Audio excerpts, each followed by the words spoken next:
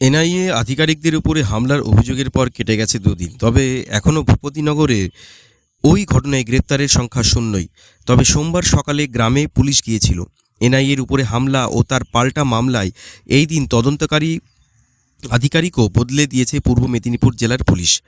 শনিবার ভোরের ভগবানপুর 2 ব্লকের নাড়ুয়া বিলা গ্রামে 2 বছরের পুরনো বিস্ফোরণ মামলার তদন্তে গিয়ে গ্রামবাসীর বিক্ষোভের মুখে পড়েন এনআইএ আধিকারিকেরা। গাড়ি ভাঙচুর হয়, এক আধিকারিক জখমও হন।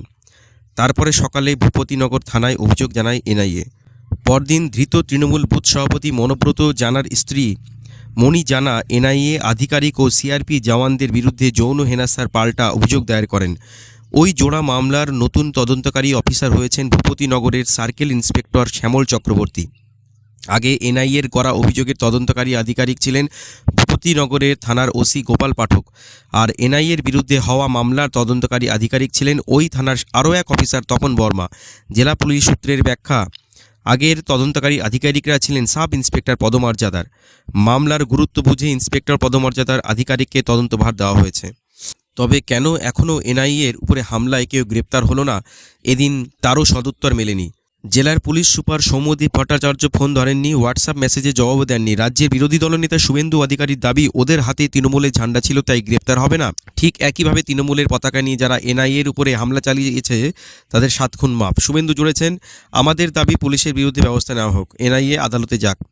তৃণমূল রাজ্য নেতা কুণাল ঘোষের পাল্টা জবাব, বিজেপি নেতারা এনআইএর এসপিকে যে তালিকা দিয়েছেন সেই অনুযায়ী ভোটের আগে ধরপাকড় হচ্ছে, নির্বাচন কমিশনে নালিশ জানানো হবে। এনআইএ যে বিস্ফোরণ মামলার তদন্তে ভূপতিনগরের অভিযানে গিয়েছিল, সেই মামলায় অভিযুক্ত অন্য 3 তৃণমূল নেতাকে এদিন কলকাতায় তলব করেছিল কেন্দ্রীয় তদন্তকারী সংস্থা।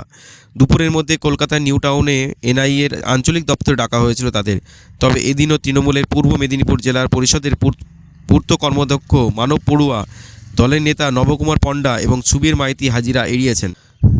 তদন্তকারী সংস্থা সূত্রের দাবি, ওই 3 জন এদিন আসেননি, সন্ধ্যা পর্যন্ত চিঠি আসেনি। শনিবার ভূপতিনগরে অভিযানের সময় মানব, সুবীর ও নবকুমারের বাড়িতেও গিয়েছিল এনআইএ, তবে 3 জনই পলাতক ছিলেন। তদন্তকারীরা জানান, আদালতে সবটা জানিয়ে পরবর্তী পদক্ষেপ নেওয়া হবে। এনআইএ আরও জানিয়েছে, বোমা বিস্ফোরণে ধৃত বিমল ও মনোব্রত তদন্তে অসহযোগিতা করছে। ওই ঘটনায় রাজ্য পুলিশের চার্জশিটেও অন্যতম সাক্ষী মনোব্রত, তবুও তিনি তদন্তে অসহযোগিতা করছেন।